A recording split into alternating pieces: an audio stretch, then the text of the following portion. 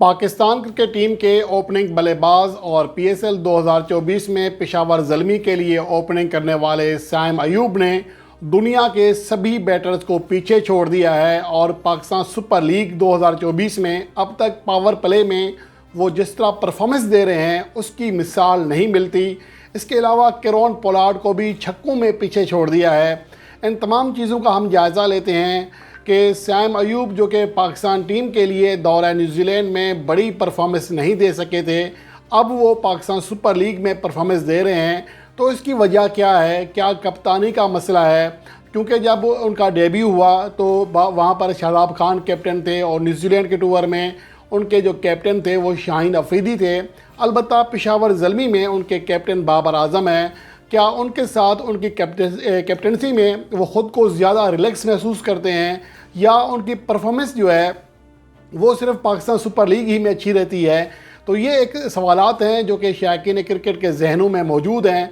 लेकिन बहरहाल सैम अयूब ने जिस तरह परफॉर्मेंस दी है वो इंतहाई शानदार है। गुज़श्ता मैच जो कि कोयटा ग्लैडिएटर्स के खिलाफ खेला गया उसमें सैम अयूब ने आउट होने से पहले जो बैटिंग की वो धुआंधार थी। 11 गेंदों पर 1 चौके और 3 छक्कों समेत वो 30 रन बना चुके थे। जब वो 12वीं गेंद पर आउट हुए मजमूई तौर पर 250 उनका स्ट्राइक रेट रहा और 3 छक्के लगाने की वजह से उन्होंने कई बड़े एजाज़ात पा लिए। पीएसएल 2024 में अब तक पावर प्ले में वो सबसे ज़्यादा छक्के लगाने वाले खिलाड़ी हैं और मजमूई तौर पर भी सबसे ज़्यादा छक्के लगाने वाले खिलाड़ी बन गए हैं। उन्होंने केरोन पोलार्ड को और रसी वैन डर्डसन को पीछे छोड़ दिया है, जिन्होंने बेलतरतीब 15 और 16 छक्के लगाए थे।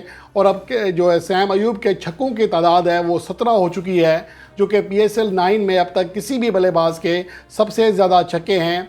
इसके अलावा जो परफॉर्मेंस है, जो उनका स्ट्राइक रेट है वो भी शानदार है। मजमूई तौर पर अब तक टूर्नामेंट के छठे टॉप स्कोरर हैं। 252 रन कर चुके हैं। 8 इनिंग्स में 31.5 एवरेज रही। 164 उनका स्ट्राइक रेट है, जो कि तमाम टॉप बल्लेबाजों में सबसे ज़्यादा स्ट्राइक रेट है। 18 चौके और 17 छक्के लगाए हैं।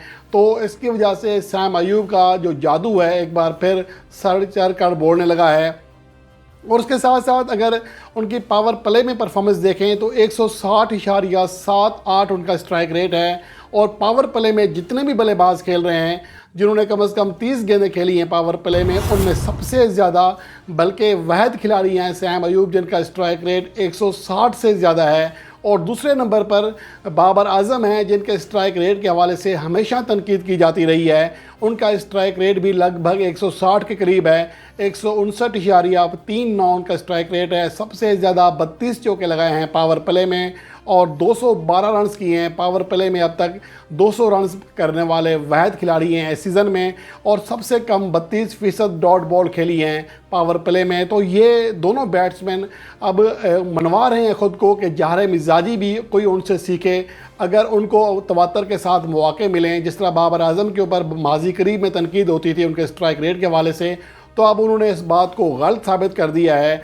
अब उन्होंने अपना स्ट्राइक रेट बेहतर कर लिया है और ये पीएसएल के 9 एडिशन में पहला मौका है कि उनका पूरे सीज़न में मजमूई स्ट्राइक रेट 150 से ज़्यादा है। मजमूई तौर पर 154 के स्ट्राइक रेट से वो खेल रहे हैं।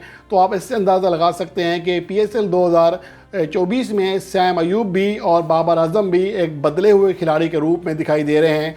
अब देखना ये है कि आने वाले सीज़न में जो पाकिस्तान का सीज़न आ रहा है, ख़ासतौर पर T20 वर्ल्ड कप, उसमें क्या सैम अयूब और बाबर आजम की जोड़ी को बरकरार रखा जाता है? क्योंकि पीएसएल में अब तक देखें जो हमारे दीगर ओपनर्स हैं उनमें मोहम्मद रिजवान 115 के स्ट्राइक रेट से रन कर सके हैं।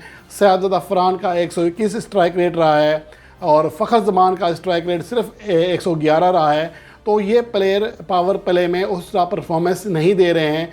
तो मेरा ख्याल है कि अगर बाबर आजम और सैम अयूब की जोड़ी को पाकिस्तान टीम में भी बरकरार रखा जाता है तो ये पाकिस्तान के लिए बहुत ज़्यादा फ़ायदेमंद हो सकता है, क्योंकि दोनों की अंडरस्टैंडिंग हो चुकी है।